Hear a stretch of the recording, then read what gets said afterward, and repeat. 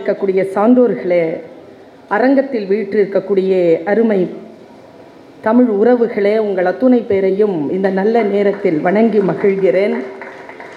ஒரு தலைவன் பிறந்து 100 ஆண்டுகள் முடிவடைந்திருக்கக்கூடிய இந்த நிலையில் ஆயிரக்கணக்கானவர்கள் அவருடைய புகழை பாடிக்கொண்டிருக்கிறோம். என்ன பெருமை என்றால், பிறப்பிற்கும் இறப்பிற்கும் இடைப்பட்ட இடைவெளி அல்ல வாழ்க்கை, மரணத்திற்கும் புகழுக்கும் இடைப்பட்ட இடைவெளிதான் வாழ்க்கை என்று தன்னுடைய வாழ்க்கையை வரலாறாக எழுதி கொண்டிருக்கக்கூடியவர்கள்தான் முத்தமிழறிஞர் டாக்டர் கலைஞர் அவர்கள். ஒரு அரை மணி தியாலத்திற்கு முன்னம் ராஜா அண்ணாமலை மன்றத்தின் ஒரு பகுதியிலே ஒரு புகைப்பட கண்காட்சியை பார்த்து வந்திருக்கிறோம். உடலெல்லாம் சிலிர்க்க, உள்ளமெல்லாம் பூரிக்க, அவரோடு கைப்பிடித்து நடந்து வந்த ஒரு பேர் அனுபவத்தை, பேர் ஆனந்தத்தை அருமை அண்ணன் மாண்பமை இந்து அறநிலையத்துறை அமைச்சர் அவர்கள் தமிழக மக்களுக்கு வழங்கி இருக்கிறார். தமிழக மக்களின் சார்பிலே அந்த வாழும் வரலாறை புகைப்பட நிகழ்ச்சியாக அளித்திருக்கக்கூடிய தொழில்நுட்ப வல்லமையோடு அமைத்திருக்கக்கூடிய அந்த பெரும் முயற்சிக்கு என்னுடைய நன்றியை அவருக்கு நான் தெரிவித்துக் கொள்கிறேன். யோசித்து பார்த்தால், என்னுடைய நினைவு தெரிந்த நாள் முதல் அரசியல் புரிதலில் தலைவர் என்று நான் உளப்பூர்வமாக அழைத்து மகிழ்ந்து கொண்டிருக்கக்கூடிய ஒரே தலைவர் முத்தமிழறிஞர் டாக்டர் கலைஞர் தான். நான் இந்த இடத்தில் நிற்பதற்கு காரணமே ஒரு நன்றி அறிவித்தல் தான் என்று நான் ஒவ்வொரு மேடையிலும் சொல்லிக்கொண்டே இருக்கிறேன். என்னை போன்ற தாழ்த்தப்பட்ட, பிற்படுத்தப்பட்ட, பொருளாதாரத்தில் பின்தங்கிய நிலையில் பிறந்திருக்கக்கூடிய ஒரு பெண் இன்றைக்கு பல்கலைக்கழகத்தில் பேராசிரியராக இருந்து உங்கள் மத்தியில் பேசுகிறேன் என்றால் நிச்சயமாக அது எனக்கு முன்னால் நான் சிறிய பிள்ளையாக இருக்கின்ற பொழுதே அமைத்து கொடுத்த அரசியல் கொள்கைகளின் காரணம்தான். இந்த ஒரு வாய்ப்பு தமிழ்நாட்டில் நான் பிறந்திருக்காமல் வேறு மாநிலத்தில் பிறந்திருந்தால், ஒரு நேரத்தில் வட மாநிலத்தில் பிறந்திருந்தால் இத்தகைய வாய்ப்பு எனக்கு கிடைத்திருக்குமா என்று என்னால் சொல்லிவிடவே முடியாத அளவிற்கு அரசியலில் பல நன்மைகளை செய்தவர்கள். தந்தை பெரியார் அவருடன் தன்னுடைய உடற்பொருள் ஆவியோடு வாழ்ந்த ஒரு பெருந்தகை, 90 அகவை கடந்த ஒரு பெருந்தகை ஆசிரியர் வீரமணி அவர்கள் இந்த மேடையில் வீற்றிருக்கிறார்கள். நான் இப்படி சொல்லுகிறேன், உலகத்தில் எத்தனையோ கட்சிகள் இருக்கலாம், ஆனால் அவர்களுக்கெல்லாம் அன்றாட வாழ்க்கை தான் இருக்கிறதே தவிர வரலாறு இருக்கிறதா என்று சொன்னால், திராவிட முன்னேற்ற கழகத்திற்கு இருப்பது போல் ஒரு வரலாறு இந்த உலகத்தில் இருக்கக்கூடிய வேறு எந்த கட்சிக்கும் இருக்குமா என்று எனக்கு தெரியாது. யோசித்து பார்த்தால் எனக்கு ஒன்று இன்றைக்கு சொல்ல தோன்றுகிறது.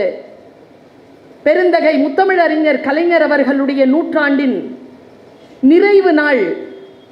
இன்றைக்கு நான் இதை ஏன் சொல்கிறேன் என்று யோசித்து பார்க்கிறேன். சொல்ல தோன்றுகிறது, அதனால் சொல்லுகிறேன். குறிப்பில் இல்லை இந்த கருத்து. பெண்களுக்கு மரியாதை கொடுத்த ஒரு கொள்கைதான் திராவிட கொள்கை. பெரியார் அவர்கள் தந்தை பெரியார் என்று அழைக்கப்பட்டதற்கு காரணமே, தந்தை என்று அவரை அழைத்ததே பெண்கள் தான். அந்த பட்டத்தை பெண்கள் தான் தந்தார். சுயமரியாதை இயக்கத்தை அவர் ஆரம்பித்தார் என்றால் பெண்களுக்காகத்தான் அவர் முதலிலே அதை ஆரம்பிக்கிறார்.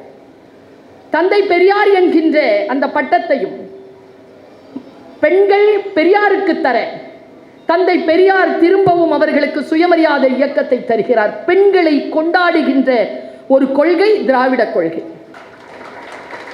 நான் அப்படியே இன்றைக்கு ஏதேனும் ஐயாவை பற்றி சொல்ல வேண்டுமே என்று வரலாறை வாசித்துக் கொண்டிருந்த பொழுது ஒரு பத்திரிகை கலைஞர் அவர்களை பற்றி அவர் பேசியதை பதிவு செய்திருக்கக்கூடிய ஒரு புத்தகம் எனக்கு கிடைத்தது.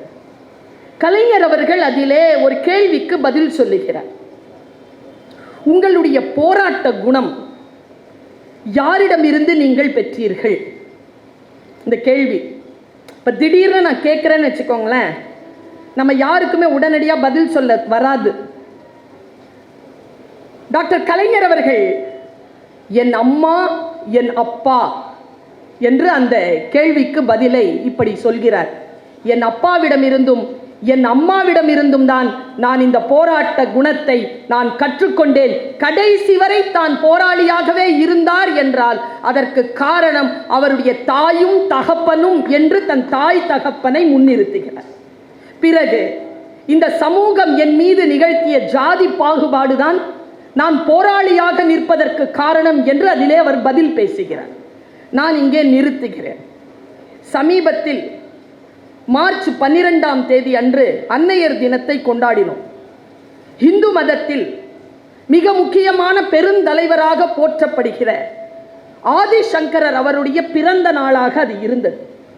ஆதிசங்கரருடைய அதி அற்புதமான பணிகளில் மிக முக்கியமானது மாதொரு பஞ்சகம் என்று அவர் எழுதிய அந்த 5 பாடல்கள்.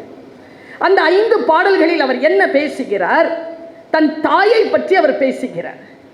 நான் எவ்வளவுதான் சன்னியாசியாக இருந்தாலும், இந்த உலகத்தை ஆன்மீகத்தை அறிந்து கொண்ட குருவாக இருந்தாலும், என் தாயின் காலடியில் தான் எனக்கான எல்லா ஞானமும் கிடைத்திருக்கிறது என்று அந்த தாயினுடைய மரணத்தின் 5 நிமிடத்திற்கு முன்னால் அந்த தாயை தேடி ஓடி அந்த தாய்க்கு தன் கைகளால் கைங்கரியம் செய்தவர் நம்முடைய ஆதிசங்கரர். நான் ஏன் ஆதிசங்கரர் அவர்களையும் கலைஞர் கருணாநிதி அவர்களையும் நான் இணைத்து பேசுகிறேன் என்றால், அது நாத்திகராக இருந்தாலும் சரி, ஆத்திகராக இருந்தாலும் சரி, தாயின் மடியில் இருந்துதான் அவர்களுடைய வாழ்க்கை தொடங்குகிறதே தவிர, தாயில்லாமல் நான் இல்லை என்று சொல்லக்கூடியவர்களைத்தான் இந்திய மரபும் தமிழ் மரபும் தூக்கி பிடித்திருக்கிறது. யாரும் வானத்திலிருந்து குதித்தவர்கள் இல்லை என்பதனை ஒவ்வொரு வினாடியும் நமக்கு சொல்லிக் கொண்டிருக்கக்கூடிய ஒரு இயக்கமாக நம்முடைய திராவிட முன்னேற்ற கழக இயக்கம், திராவிட இயக்கம் திகழ்ந்து கொண்டிருக்கிறது.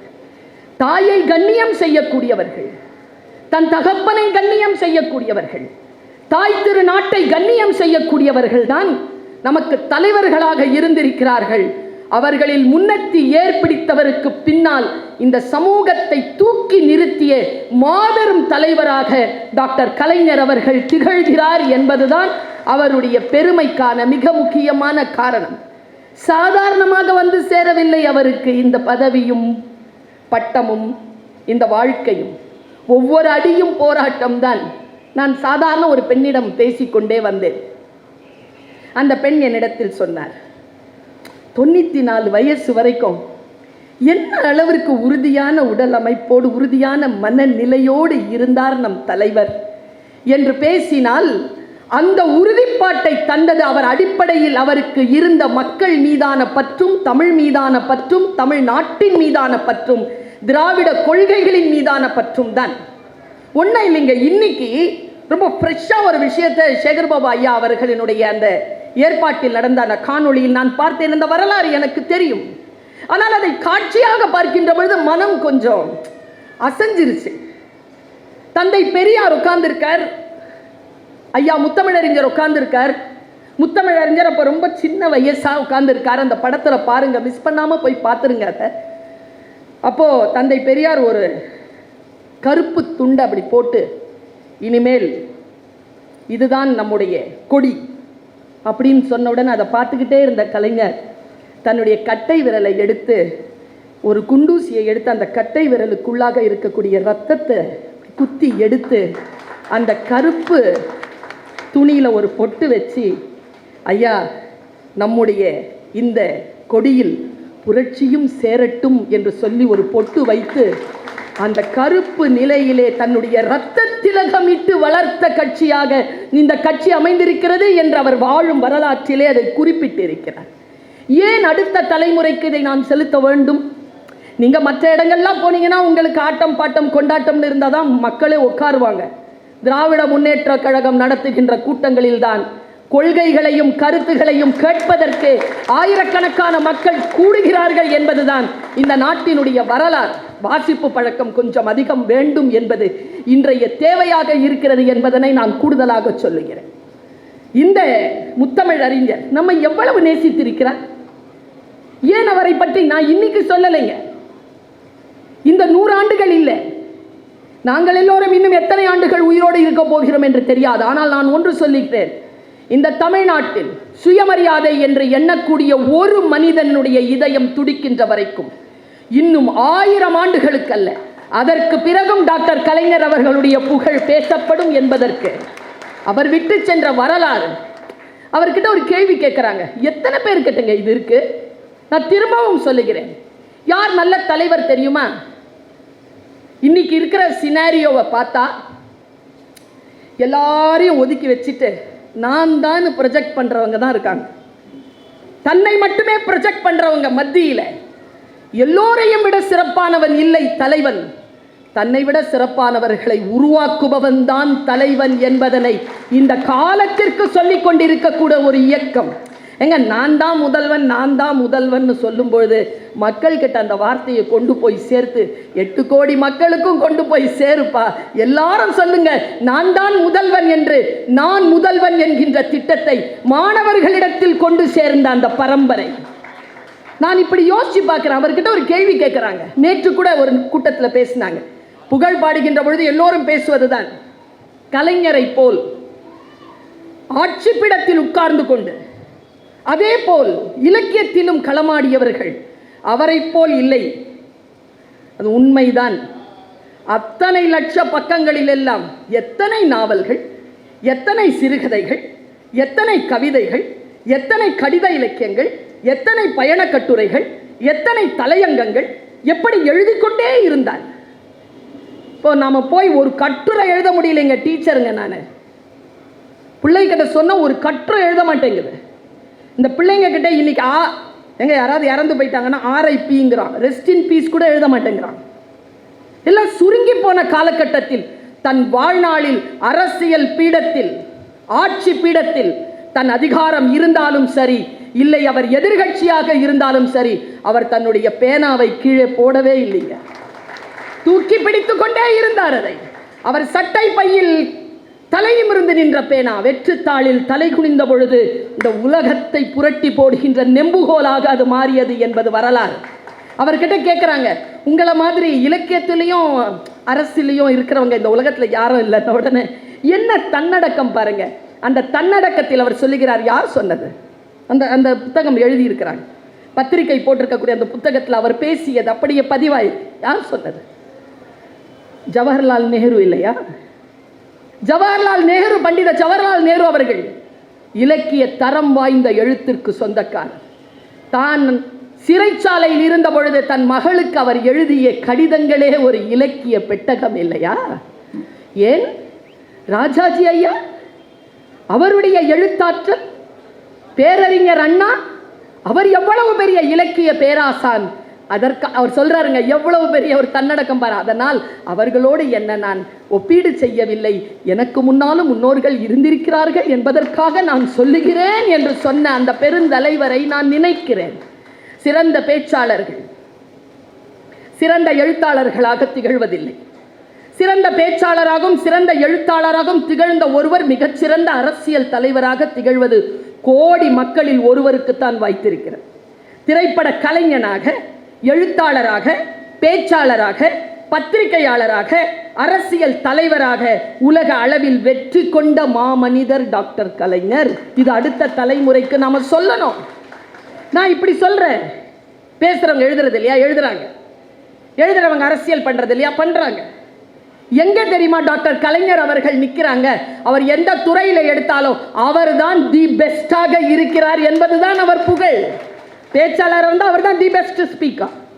அரசியல் தலைவராக இருந்தால் ஹீ இஸ் த பெஸ்ட்.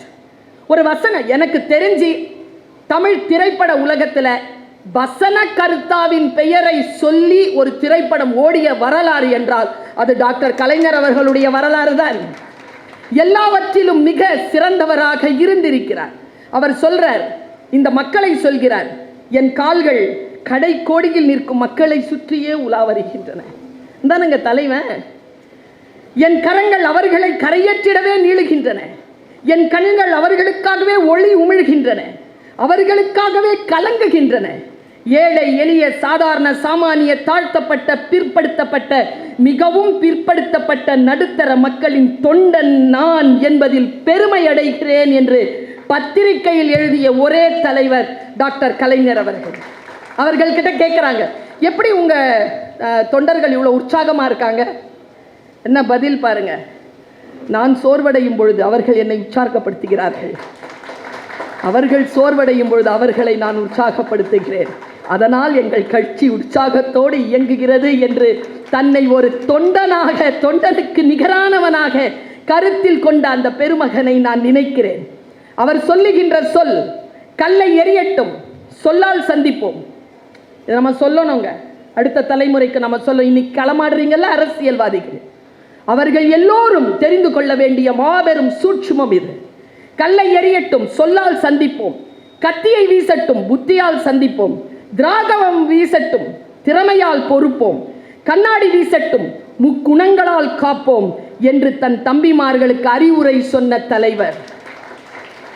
தன் கீழே இருக்கக்கூடியவர்களை வன்முறையாளர்களாக மாற்றுகின்ற தலைவர்கள் மத்தியில் தன் மக்களிடத்தில் பொறுமை குணத்தை எடுத்துக்கொண்டு வீரன் சாவதே இல்லை, கோழை வாழ்வதே இல்லை, நீங்கள் வீரர்களாக இருங்கள், வன்முறையாளர்களாக இருக்க வேண்டாம் என்று தன் மக்களை கட்டி அணைத்து சென்ற மாபெரும் தலைவன். வாழும் தமிழை போல் வாழி கலைஞர் என்றே நாமும் உரைப்போம், நாளும் உரைப்போம். அவர் நிரந்தரமானவர், அழிவதில்லை. எந்த நிலையிலும் கலைஞரின் புகழுக்கு மரணமில்லை. இது அவருடைய நூற்றாண்டின் இறுதி நாள் அல்ல, இது அடுத்தடுத்த நூற்றாண்டுகளின் தொடக்க நாள் என்று சொல்லி உங்கள் அத்துணை பேருக்கும் வாழ்த்துக்களை சொல்லி நிறைவு செய்கிறேன். நன்றி, வணக்கம்.